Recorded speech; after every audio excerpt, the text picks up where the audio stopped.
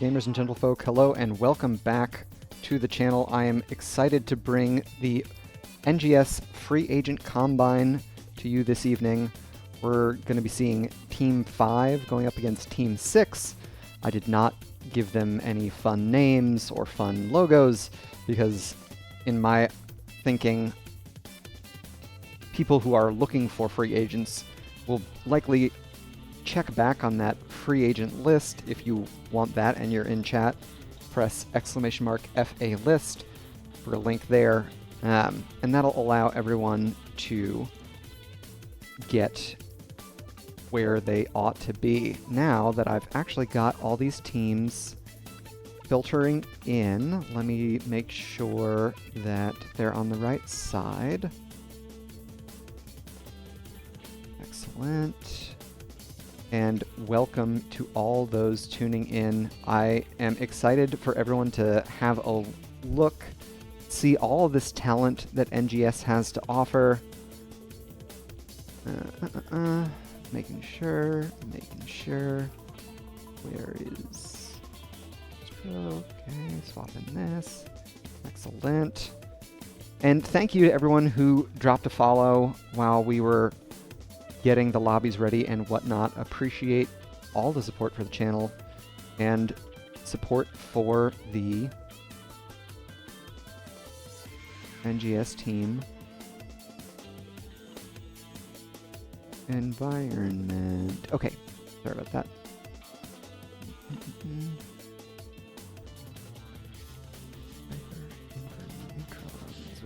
Okay.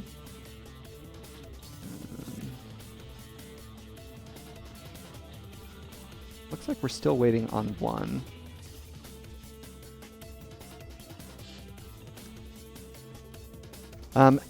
Anyway, in the meantime and in between times, let's talk about how most players looking... Yep, these players that we're going to be taking a look at this evening are ranked between bronze and gold, and they can be picked up before the season.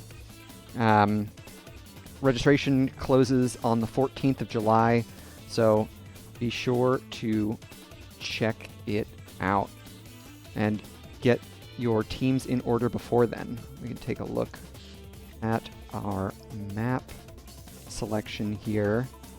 I, as the caster, get to choose the battlegrounds that we're going to for this 2-game series, and so I have opted for Alterac Pass and Infernal Shrines.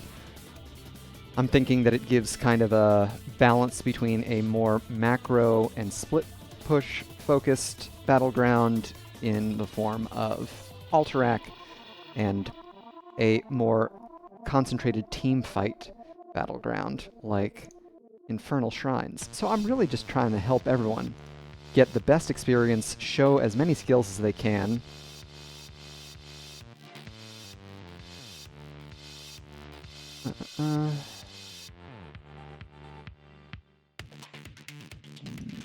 Lobby mode, okay.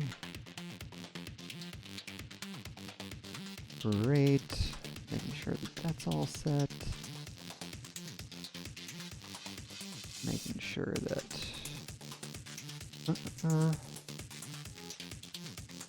Two lobbies, yada yada. Thanks for bearing with me, everyone. Raka won't be allowed to cast because they always bring people to Braxis. And honestly, I think that's good. I think that's reasonable. No one wants to watch Braxis, which isn't true. I considered it, but given how few teams play it in NGS,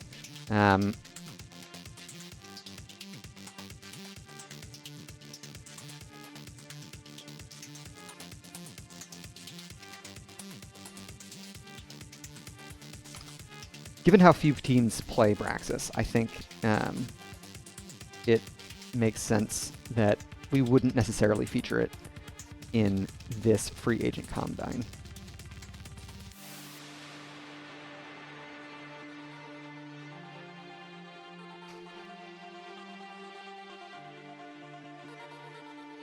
And we can get into it for our first draft of the game.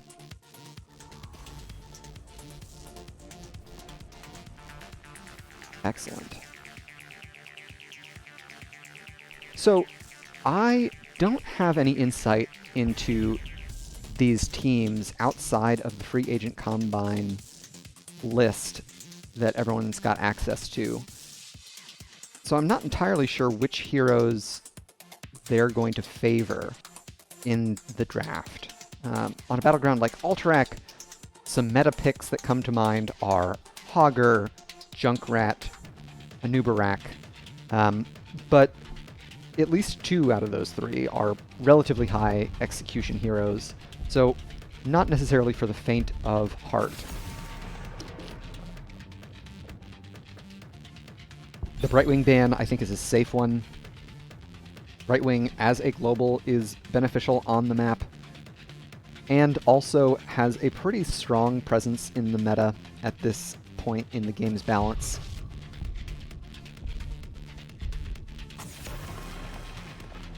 Chromie, okay, Chromie filling a similar role as Junkrat with the vision she provides as well as stall potential.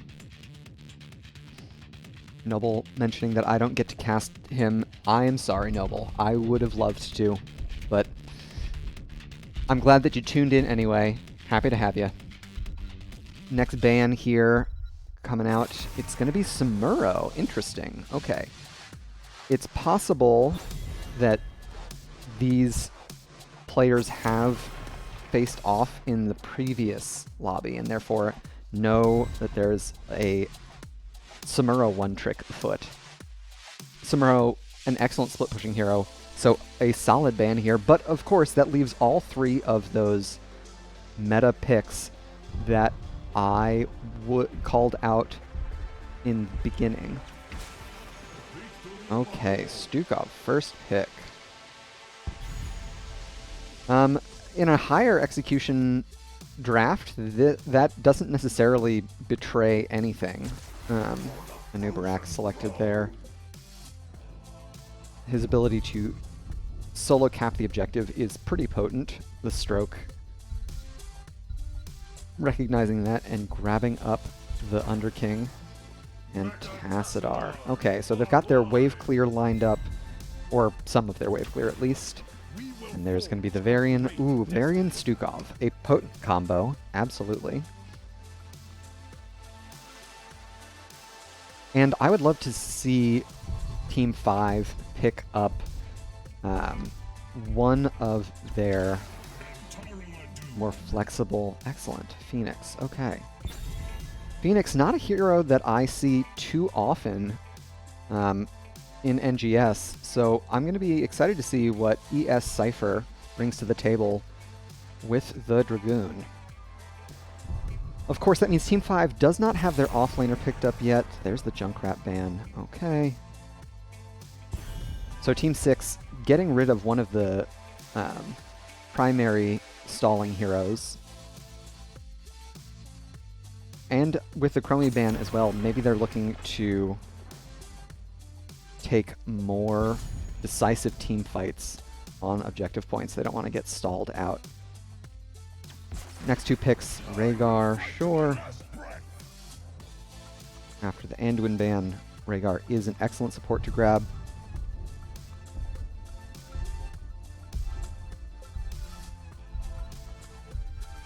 Sonya for the offlane. Interesting. I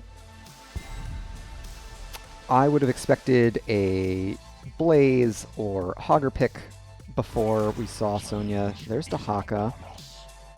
Dahaka, not the worst on the battleground, as they are a global, but there aren't very many bushes for the Apex Predator to take advantage of. Skills. Locking in the Alarak. That is some spicy last pick. Could be really potent. Definitely hurts the Sonya a bit. That silence can be pretty punishing. Last pick here. One more flex. It's going to be Greymane for Zergpern. Okie doke. So let's take a look at these hero lists as our teams get ready for the lobby.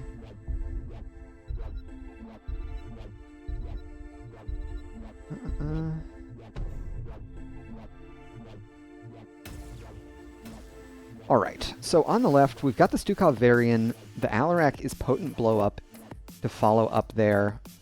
On the other side, they do have some save mechanics in the form of Cleanse and mobility from a noob, but I think it's going to be a tricky one for Team 6 to squeak through. Team 5 definitely have the slightly easier to execute team composition. So we'll see if they indeed end up taking it in this first game. We can introduce our teams. Here on the left in blue, we've got Team 5. Moby1 playing Varian, the Captain on Dahaka, Peldor playing Stukov, ES Cypher on Phoenix, and Skills 912 on Alarak. To the right in red, we've got Team 6. Koteb on Sonya, the Stroke on Anubarak, Xtrex on Rhaegar, Erebus Arius on Tassadar, and Zergpern playing Greymane. Checking in on our level 1 talents here. Nothing too out of the ordinary. We've got Overpower for the Varian, which is pretty common for a main tank Varian. And I like what Team 5 are doing. Recognizing that the Varian comp is weak early, they're going to spread out, starting with Cypher in bot lane and Captain in top. Checking back in on the mid lane, Moby1 falling very low here, gets the charge to a Beetle for safety. Excellent. Mobile offense for Cypher. And they've got some pretty decent objective clear on both sides. I'm sorry, I said objective, and I mean these null camps here. These siege camps are one of the objectives on the battleground of prime importance. We've got Cypher and Peldor working on this, with Zergpern and Xtrex matching here on the right side. Checking in on the top side, the Sonya is beating up the Captain a fair bit. What a great drag! We may see a takedown here. Captain needs one more auto. That's going to do it. First blood claimed by Team 5. Sonya dragged under towers. A tricky play that a Dahaka can go for. And it's going to neutralize some of the pushing power that Team 6 would have otherwise had, with Greymane having to go take over in the top lane. Skills has opted for that Q at 1, which I never remember the name of.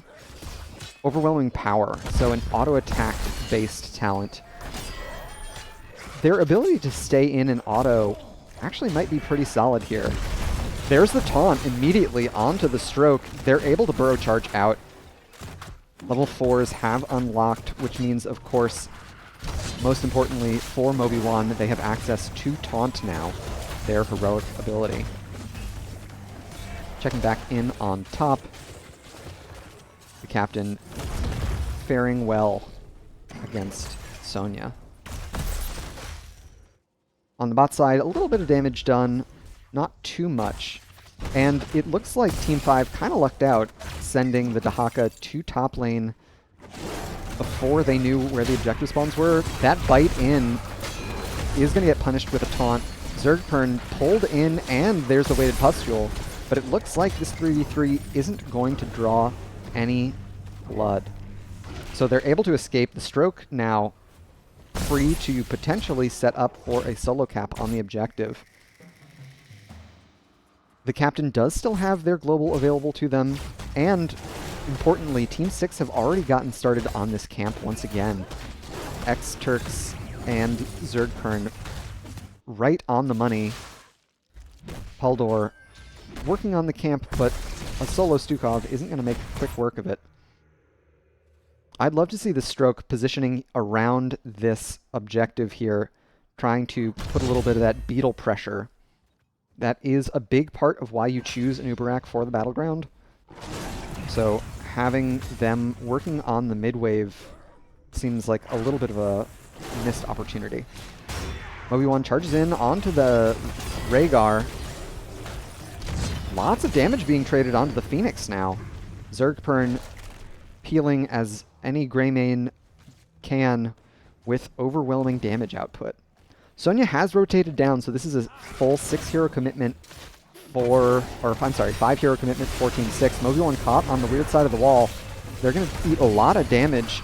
The 5-hero collapse. There's the dig in from the captain looking for a drag on the backside. They pop up, no lurker strain, so no stun there. There's another stun onto the Dahaka, a great wall set up here. About a quarter of a level lead, and the mid lane is pushing pretty heavily against them, so Team 6 are going to have to back up. Team 5 has weathered the storm. Oh, and I missed it. Down in bottom lane, a second takedown going over to Team 5. Looks like Skills able to flex a little bit of that Alarak muscle and take out the other Protoss. I'm sure that Cassadar has a rank of some kind, but I don't know it. A Hierarch or Daylom or whatever.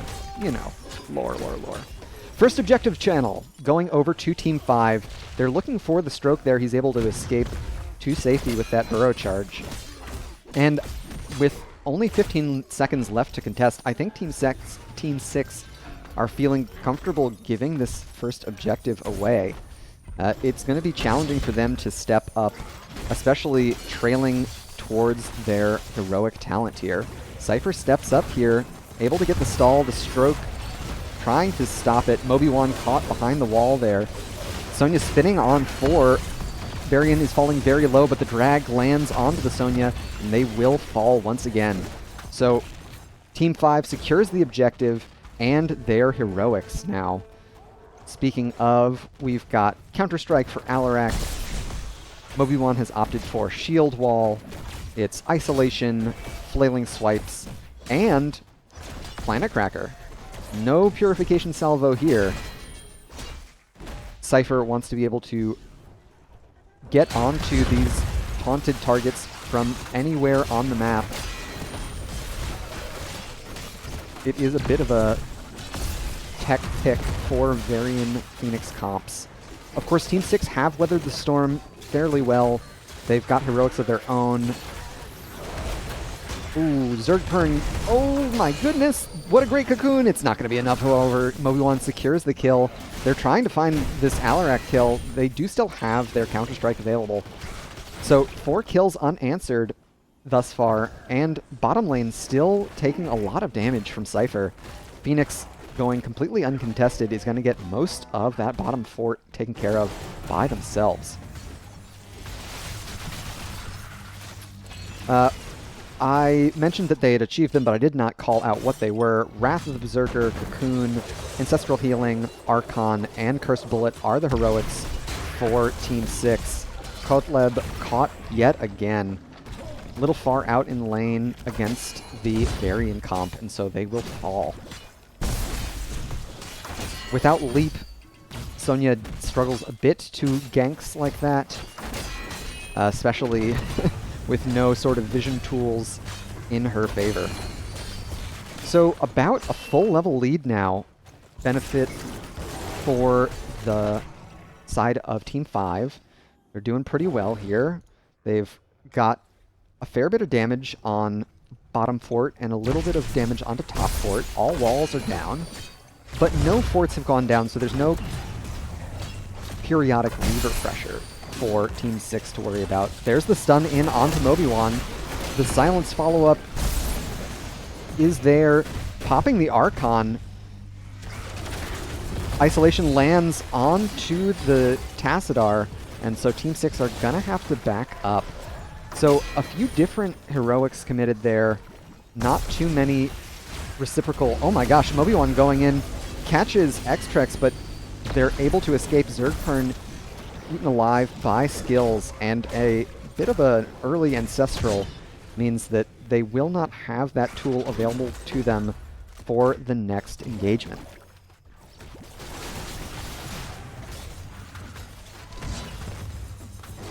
Checking in on bot lane, Cypher trying to get the wave pushed up to the fort there. Kotleb getting a little bit of damage there onto the front wall in top. They're going to have to be careful if they keep stepping up that far. If they lose vision of Varian, Stukov, and Alarak, that roaming kill comp will deal a lot of damage.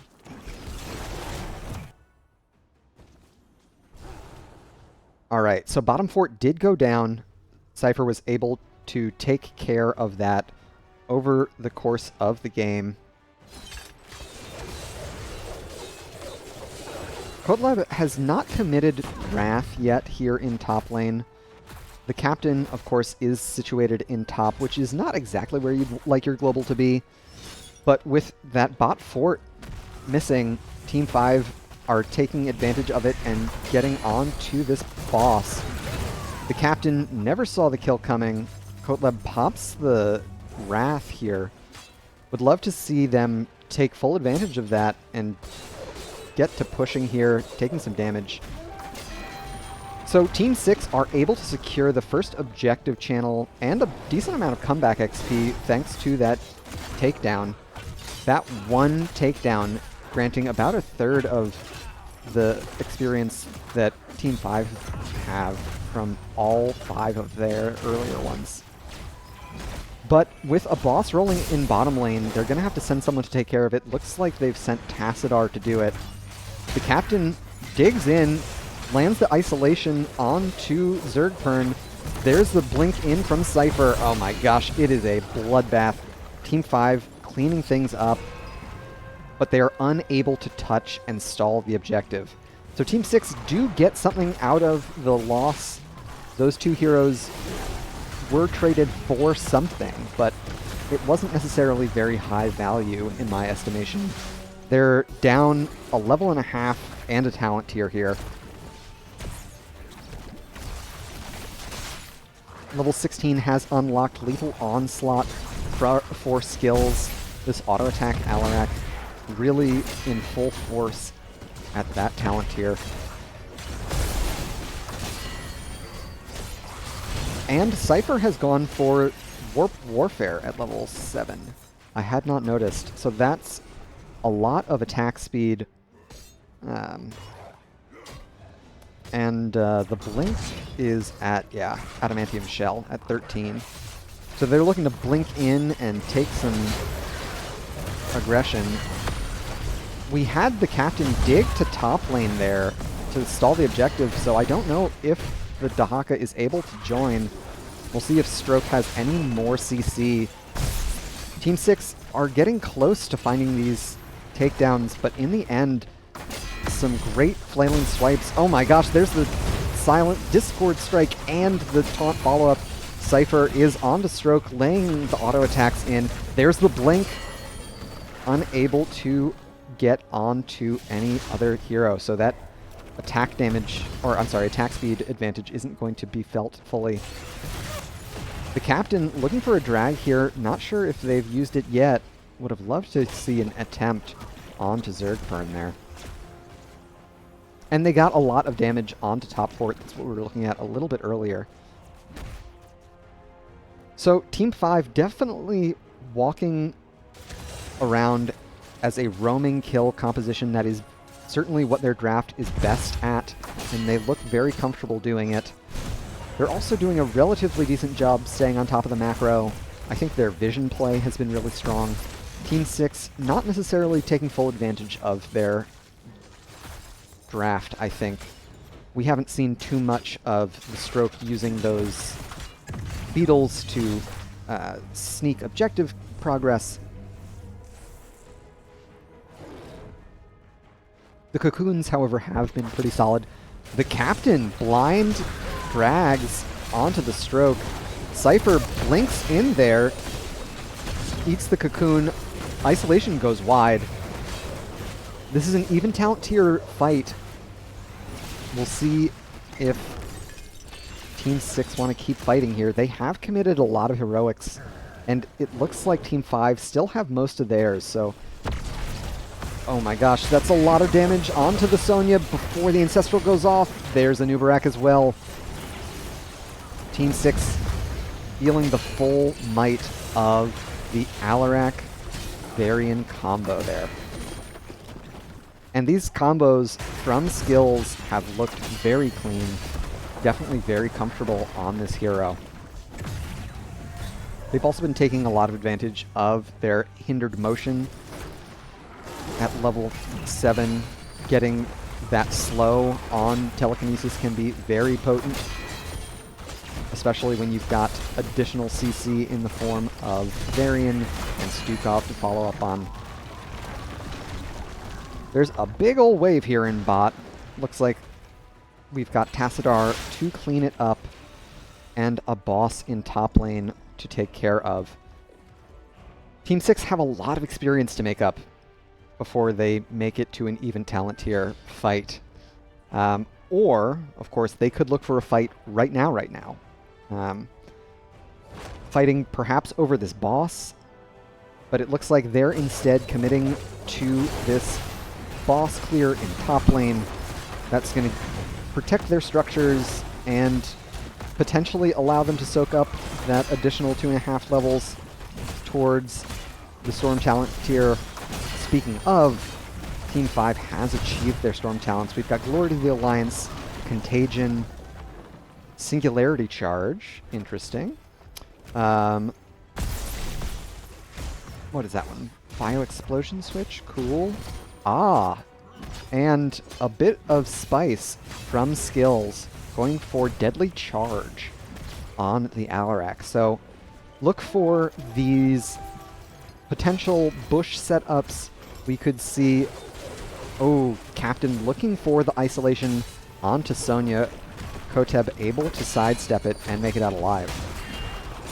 Team 5 taking care of the objective and this fort, while Team 6 cleans up this boss here in bottom lane. They will save their bottom keep, but they've still got a lot of experience to make up here. I would actually love to see them leave the camp alive there, as it does keep the waves in an advantageous position on their side of the battleground. 4 hero commitment to top. They were looking for the captain, but they're able to burrow, or what do you call that? The Haka Z. Brush Stalker away to safety. So ganking the global, an excellent idea for Team 6 to try and accomplish, but the captain playing very heads up around vision noticed that Team 6 had gone missing, and so immediately burrowed to safety. Brush Stalkered to safety, as the case may be. So it's a full 5 hero commitment here in bot lane. Man, this is going to be a tough defense for Team 6. Still about a little bit more than a level away from their Storm Talents. The Haka yet to be scouted here. They do have a little bit of move speed. Koteb popping the Wrath early. That's going to draw the Ancestral. A lot of damage through this choke. Cypher finding an opportunity for the Planet Cracker, and it's Dahaka who falls first. So a much needed takedown for Team 6. They're going to be able to weather the storm with that takedown. I think it also gives them a lot of catch-up XP towards that Storm Talent tier. Just a half a level away from level 20 now. Koteb, once again, able to sidestep a potential Deadly Silence, this time from skills. And top keep did go down, but by and large, Team 6 weathered the storm about as well as one could. Losing 2 keeps is a bummer, but you do not lose the game when you lose 2 keeps. It's only when the core falls. So they have lived to fight another day. And with their Storm Talents, we can see Force Barrier for Tassadar, Rewind for Nubarak, Striding Giant for Sonya. Interesting. Not the most common 20 that I see from Sonya, it grants her an unstoppable, which can be pretty helpful into these comps. Oh my gosh. X-Turks taking a lot of damage. There's the unstoppable. Sonya pops hers as well. Oh my gosh, but isn't able to finish off the kill. I really thought that Koteb was going to be able to take skills out there and reset that 164 sadism. Another set of stuns in. Moby-Wan eats the cocoon, but in the end, X-Turks falls to Cypher, getting a lot of repeater cannon value. Zergpern trying to punish those blinks in. Oh, what an excellent Planet Cracker. Catching the Tassadar mid-cast. All right, so 3 heroes down. We'll see if Team 5 is able to finish up here. Zergpern caught in an awkward spot. Skills takes the deadly charge in. All right, just the stroke alive here, and about 20 seconds before the most important respawn. That's gonna do it here for Game 1. Team 5 take it pretty cleanly, doing a great job on this kill comp Varian blow-up sort of setup. So GG and well played to the blue team. All right, there you have it. Game 1 in the books in favor of the blue team, Team 5. And it really did come down to comfort on the Varian Stukov execution, I think. Skills did a fantastic job on the Alarak, of course. Can't count them out. We can see they were top damage for their team. But between the ganks onto their offlaner and the crisp follow-up that Peldor had following up on Moby-Wan's engages, Team 5 were really in the driver's seat for most of that game. Checking in, we already called out Cypher's Warp Warfare, Adamantium Shell, Adanium. You tell me later. So an uncommon Blink-in Phoenix build, one that kind of takes advantage of those short burst windows that the Stukov Varian comp wants to do. X-Turks able to get some Ancestrals off there, which is no easy feat.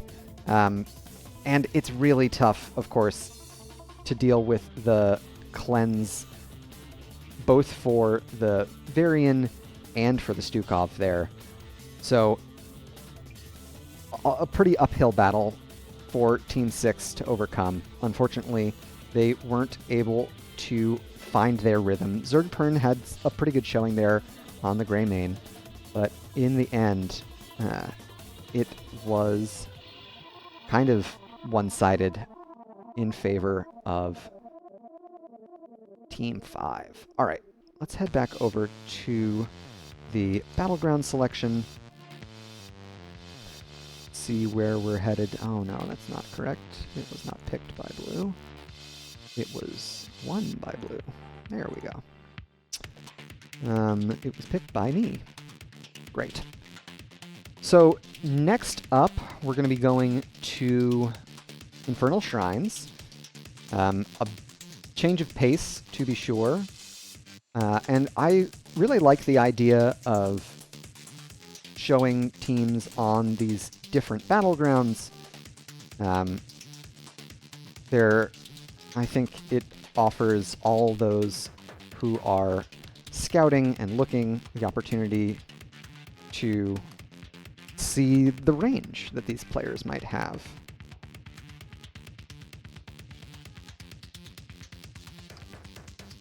Great. Make sure that we can get all those players into the lobby.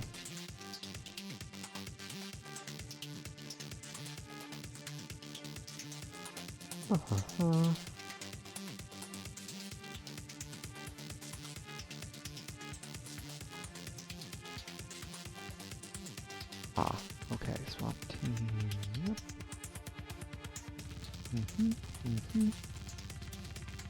And swap new. Okay, great.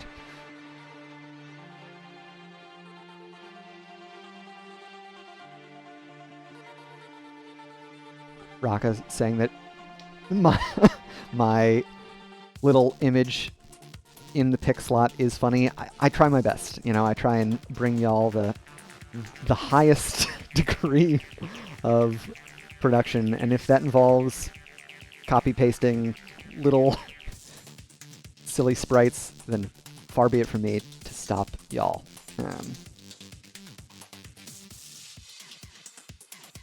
Make sure that these are set to the correct draft settings. Okay. Make sure that everyone's got the right drafting.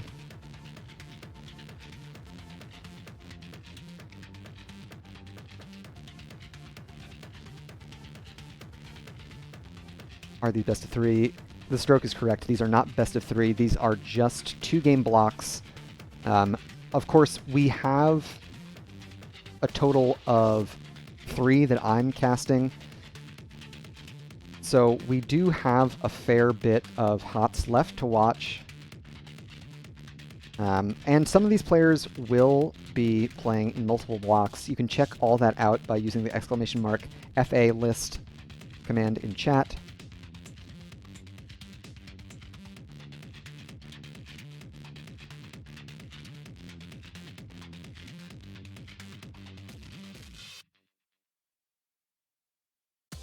Okie doke. Looks like we've got readies on both sides, so we will get this shindig started and take a look at how Team 5 and 6 fare on a very different battleground. Of course, I will say Team 5's strategy for Game 1 absolutely works here on Infernal. I'd be interested to see if Skills picks the Alarak once again. Stukov, first ban. Not too surprising. I think Peldor looked really strong on the hero, and this is a pretty good battleground for it. The area denial that Growing Infestation can provide on the Shrine is pretty potent. Since no one picked Hogger Game 1, I'm assuming we're not going to see a Hogger ban here. Although this is a good battleground for the Null. Koteb could go for the Sonya again if they feel like they didn't show everything they have. And that's kind of the question that I always have in these free agent combine matches is how much of the metagame is defined by, well, I want to show more than one hero that I can play. Were I participating, I think I would want potential scouts to see multiple heroes, multiple looks. So even with how good the Alarak and Phoenix looked in Game 1, we might not see them out of Team 5 again. Team 6 have first pick this time around. Last time it was a first pick Stukov. We'll see what the priority is. Anduin. So we are keeping the healer priority up. Anduin picked first here. That was, of course, banned away last game. So X-Turks might be able to show us some solid play. They've also got lots of light bomb delivery options still available to them. Next 2 picks here for Team 5. Would love to see them pick up some wave clear and or shrine clear. Obi-Wan going for Muradin, and Skills keeping the melee assassin train rolling with Kerrigan. Kerrigan is a great hero on the battleground as well. She offers she has the potential to build up a deceptively large health pool through her trait, her assimilation shields.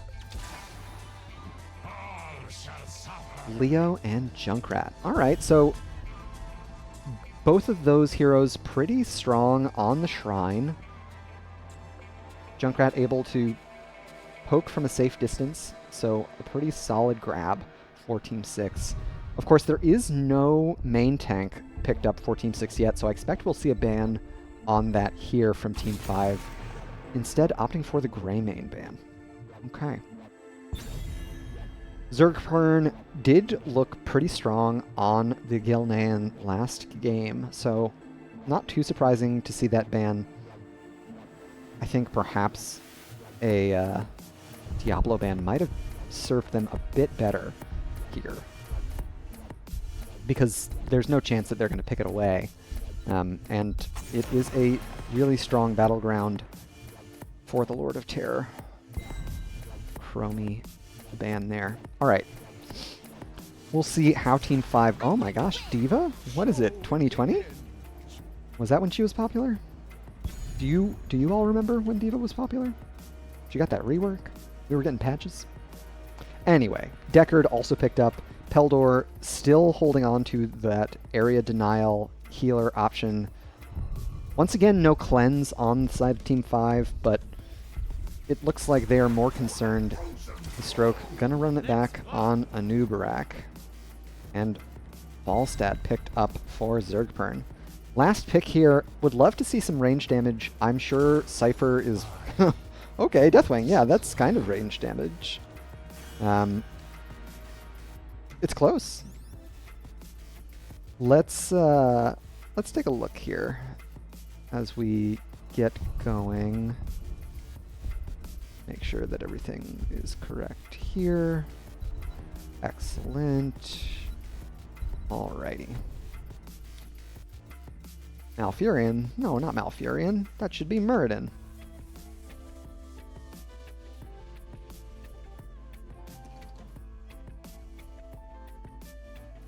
Alright, well, assume that that's a Muradin and not a Malfurion. And pardon the mistake there. So, I think if Team 6 are able to pick up these Punishers, which their comp is pretty well set up to do, Team 5 is going to have a really hard time defending against them, what with a melee assassin and a Deathwing solo ranged. They are not well set up for the defense. Of course, that doesn't mean that they won't win the shrine themselves. They've got a potent comp for it as well. So we'll see how it shakes out in this second game. And we can introduce our teams here on the left in blue. We've got Team 5, the captain playing D.Va, Cypher on Deathwing, Moby-Wan playing Muradin, Peldor on Deckard, and Skills on Carrion. And to the right in red, looking to make it a 1-1 block, it's Team 6. Erebus Aris on Junkrat, the Stroke on Anubarak, Extrex on Anduin, Koteb on Leoric, and Zergpern playing Falstad. Level 1 talents, anything out of the blue. Nothing too strange here. It is full metal for the D.Va, so they won't have any sustain in lane, but they will be able to boost up their survivability through armor. Move speed is also helpful. Zergpern taking a fair bit of damage from the incinerating, flaming, whatever you call it, fire breath of Cypher. And the first wave clear advantage going over to Team 5. Very interesting. 5 stacks now for Zergpern on... Oh, Moby-Wan caught by the Stroke here. The follow-up route is good. Experts makes it out alive. Zergpern does not get caught by the combo there. And up top, Koteb has gotten the first quarter of a kill. Perhaps it is half of a kill. I'd never actually remember how much D.Va's mech is worth. It's certainly not the best matchup for D.Va. I like the idea with that concussive blast. Erebus Aris kind of looking for Moby-Wan there.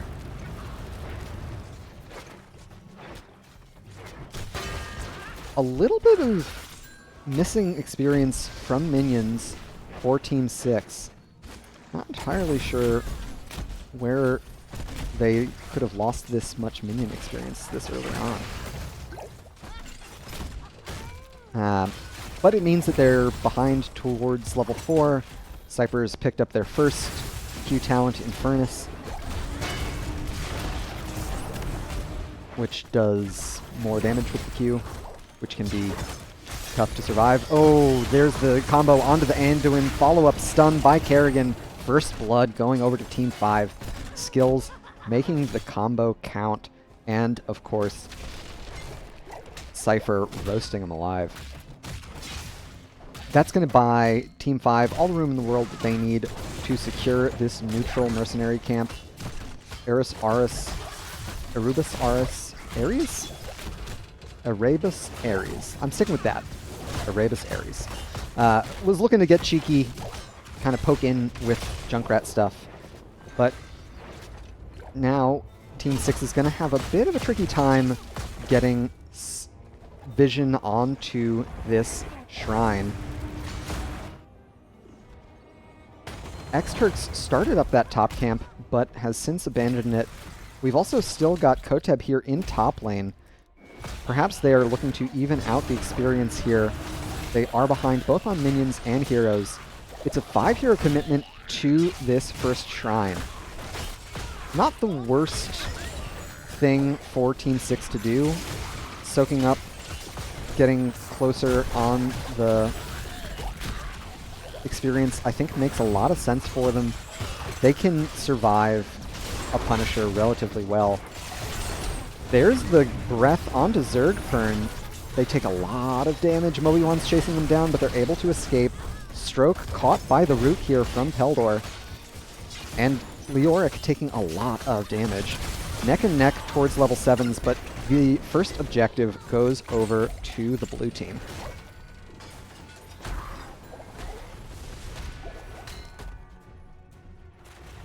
Level 7s just around the corner for Team 6. Team 5 already locked them in. Anything out of the ordinary. Nothing too strange here. Would love to see skills actually go off and soak during this objective phase. Try and get that level 4 Sharpened Blades quest stacked up. And Team 6 do a great job of defending this first objective. It was a Mortar Punisher, which isn't the most potent. Koteb gets the note that the rotation is incoming. And these teams are relatively neck and neck on experience. Just a little bit of structural XP and mercenary. There you go, mercenary XP in their favor for the side of Team 5. Oh, interesting. Team 5 looking to invade here on top side. Team 6 none the wiser. A very tricky out of vision play. Norrator mentioning that Team 6 is going to have a hard time dealing with Deathwing. I have to agree, they did not opt for the auto attack Tassadar, so they're going to struggle with no percent damage into... Oh my gosh, Peldor narrowly sidesteps that concussive blast. Moby1 gets the jump out, and a peel with a Scroll of Sealing will get the rest of Team 5 out. They're doing a great job not overextending in these gank attempts. Next objective will be Frozen Punisher here in mid lane. Moby1 booped in. X-Trex unable to lock them down for enough time. Junkrat definitely not known for their frontline damage. And I think Team 6 is really going to rely heavily on the scaling of the Leoric there to help take care of this Deathwing. Heroics online for both sides. What do we got? Oh, we've got Bunny Hop. Not what I would have expected. Bellowing Roar, Avatar, Lornado. Fun. And that one's Ultralisk? Yeah, Ultralisk. Diva bops their way out. So Bunny Hop was committed for the escape. It does grant Unstoppable. That's, of course, given Team 5 the opportunity to get another camp rolling here in bot lane. On the other side, we've got Riptire, Cocoon, Light Bomb, Entomb, and Gust. Moby-Wan booped in here. It is a 4v4. There's the stun in onto Peldor. A bit of a miscommunication. So there's a layering of the cocoon. And, oh my gosh, what a great boop, though. Peldor will go down here. Casts the Lornado in an attempt to get a little bit of self-peel. But no healer now for Team 5 for this objective. And this is the scenario that I was talking about at the beginning during the draft phase. If Team 6 gets started on this objective and get a really early, strong lead here, it's going to give them a really good opportunity to secure the objective thanks to their Junkrat poke. And if they do secure the Punisher, it's going to be pretty tough for Team 5 to defend. Of course, Team 5 have done a great job in getting the vision advantage here in bottom lane. We can see Erebus Ares doing a good job to secure some of that vision. Cypher is onto the Junkrat. Oh my gosh, Kotev finds Captain with the Entomb. Leoric taking a lot of damage, has to Wraithwalk out. It's the Anduin who falls first, and objective goes over to Team 6. If they can survive here, this would be a huge get for them. The Stroke eats the Kerrigan combo. Skills looking for some damage. They don't have any escape here, so that stun from Stroke is going to be problematic. A boop from Ares once again. Unfortunately, they did not connect. There's the turnaround combo. Gets the double kill. Falls to the martyrdom, or whatever you call it, from Junkrat. But that is the high octane play that a Kerrigan composition is known for. And with no one pushing alongside the Punisher, Team 6 did not get as much out of their objective as I think they would have wanted. A bit unfortunate for our friends in red. Level 13's now on the side of Team 5. Ah, pew pew pew. So not going for the defensive-oriented talent.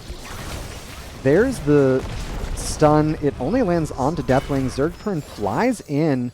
They're going to look for Moby-Wan here on the point, but Cypher is lined up to cut off the choke with a big Q. There's the fear. Stroke into the Entomb here, and now they're kind of way far out in front of their team. Kotab looking for some follow-up here. Diva demeched. It is a W build from Leoric. They've got the slow onto skills. I don't know if they've got a combo up and available. They do. They get it onto Ares. Junkrat is trying to escape. The Ultralisk doesn't connect, so Junkrat will make it out with their life. Lots of heroics thrown on both sides, and it looks like Moby-Wan is going to be the first to fall, followed up by the Stroke, trading tank for tank here. Skills looking for a great boop from Ares once again, but it's a story we've seen before. Kerrigan gets another set of kills. Cypher cleaning it up there. Kerrigan knowing that it's time to trade. Absolute dominance in these team fights from the Queen of Blades.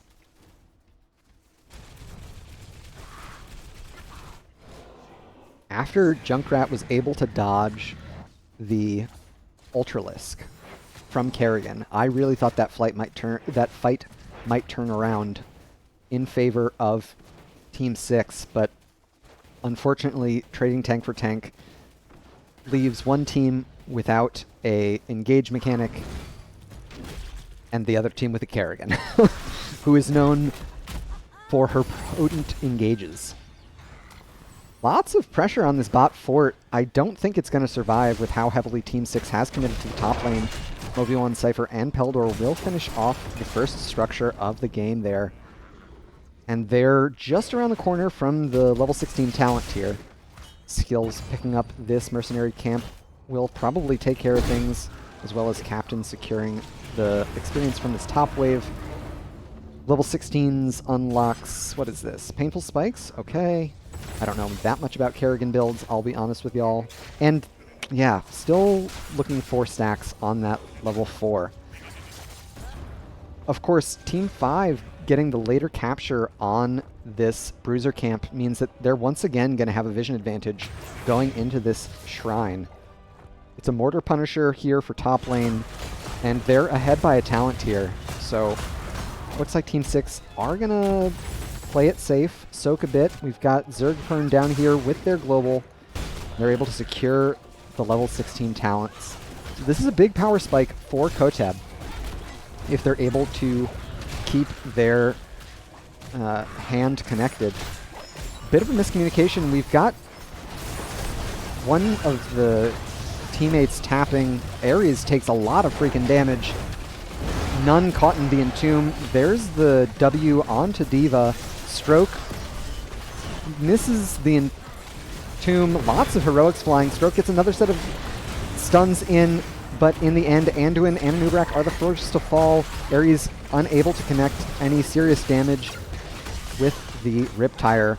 Cypher is falling low. Koteb has been wreaking havoc here in the backline with that W build, and that is kind of what Leoric has to do in these compositions, but unfortunately the gust from Zergpern was a little inopportune to save any of the teammates, and a bit of what looked like a miscommunication between the offlaner and the rest of the team on that engagement. Zergpern gets chased down here. John Cena will finish it up. Moby1, the only one who's still concerned with this top fort. It's like Koteb not getting the most out of their trait value, unfortunately. And I really like Team 5's rotation here. We've already got Captain working on this camp in mid lane. Team 5 did not stick around in top to stay overextended. Instead, they are on to the next objective, which for them is the mid lane fort. If they're able to get this down and peel the last outer structure away from Team 6, it will be challenging for the red team to live out on the battleground. Burrow Charge in will draw the Avatar, but of course it means that they're going to have to get pulled from X-Turks. They still have one charge of Leap of Faith. Peldor using the heroic there. Okay, sorry about that. Checking in here. Yeah, Team 6 just has to keep soaking and collecting experience where they can find it. This bottom camp and camp in mid, both of these will get them some of that much needed experience as they race towards level 20 and their Storm talent tier. We can see this is largely due to the difference in mercenary experience and hero kill experience. 11-5 in takedowns.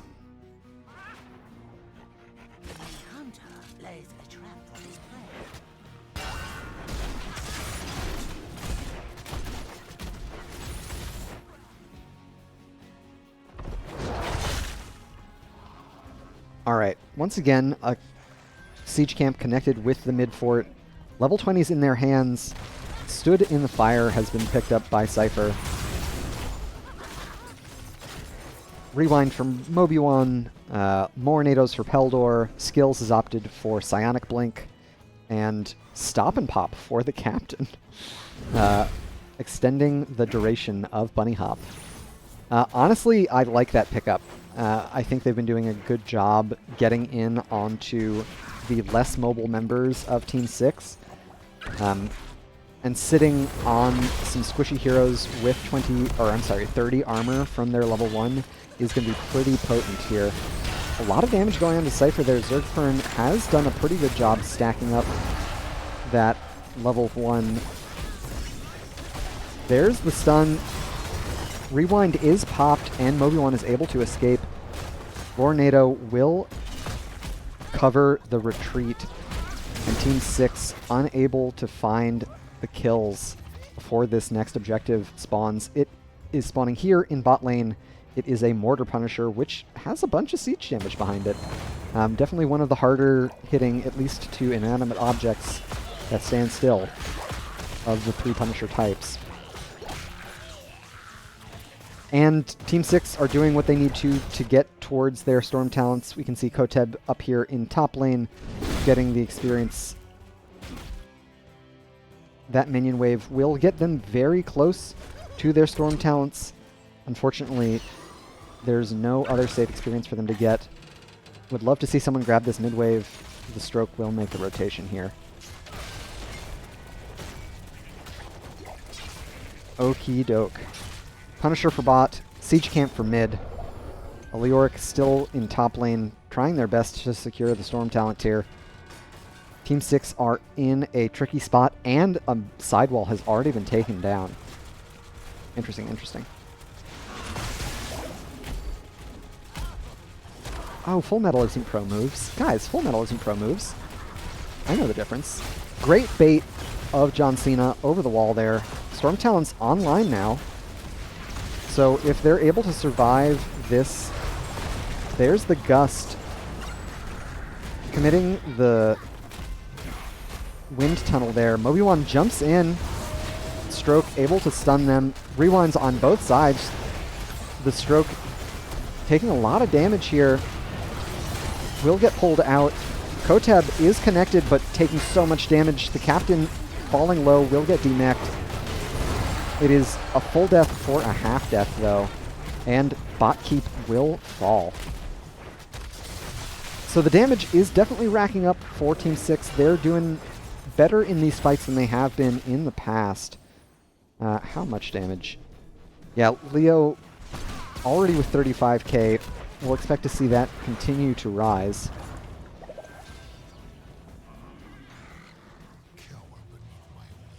Let's see.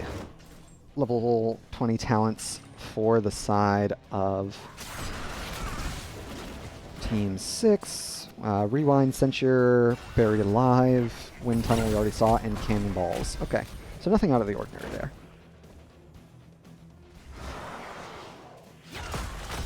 Koteb scouted by 3 here. I would love to see them use their trait a little more aggressively. The Stroke stuns in well far ahead of the team.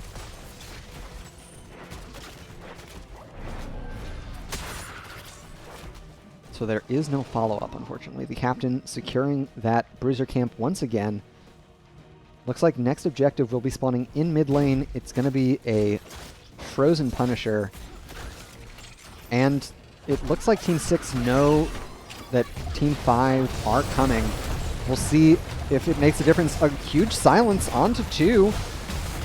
Heldor gone on by Zergpern as well. There's the kill onto Deckard. X-Turks is in trouble here. Zergpern gets a great gust. The Captain falling low. Mobi-1 as well. X-Turks gone on by the Kerrigan. Ares trying to avenge the Anduin there, but Skills will take the kills. Stroke is alone, and Skills is not done. Able to get out of harm's way. I wonder if they've used Blink. Are they going to 1v5? Well, 4, 3, I can count. Skills takes a lot of damage, goes into the Chrysalisk there. Zergpern trying to escape, but Cypher has one more auto attack. All right, Koteb will get the kill. They've got Entomb up. Would love to see them pop it here. It doesn't CC him, but it does stop his movement. The Stroke is going to die to the Conflagration. It's going to be insane if he lives here. It's going to be insane if he lives here. He does! It's Koteb who dies. Oh no. Yeah. The damage from that level 16 Conflagration, Conflagration, yeah, I know how to speak. That was a tough one. So a good fight win for Team 6 by and large, but they weren't able to save their Anduin, which made it really tough. Koteb will spawn relatively soon, given the Leoric of it all. But in the meantime, they will still be waiting for some of their heroes.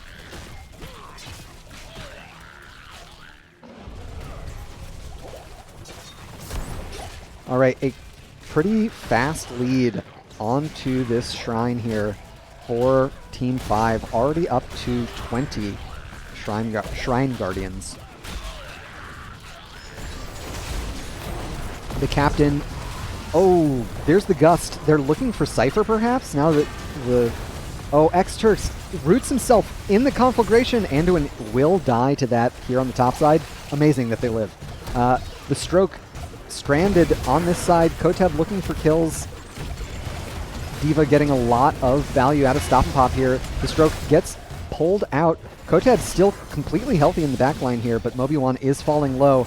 X-Turks and Koteb both trying to take down each other. Stroke receives the light bomb, but will fall. X-Turks once again saves himself, but there's John Cena onto Ares there. X-Turks is gonna get... Oh, didn't even get rooted. I thought that the root was gonna happen. All right, in the end, Team 5, once again, a commanding showing here. They've got catapults in bot lane. They've got John Cena in mid. And that is gonna about do it for the second game of this 2-game session. So Team 5 looking very strong. Skills on the melee assassins in particular. A pretty spicy set of pickups there. Lots to unpack for anyone who's scouting out these two teams and looking for players. GG and well played.